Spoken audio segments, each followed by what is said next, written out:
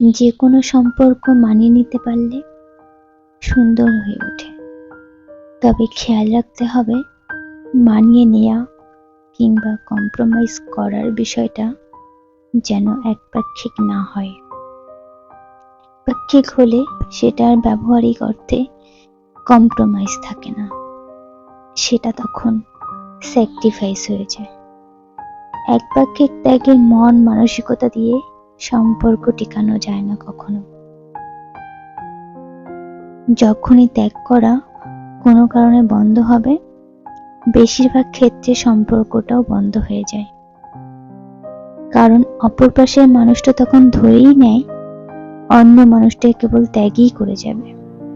কিন্তু সমঝোতা হলো ভিন্ন, দ্বিপাক্ষিক বিষয়।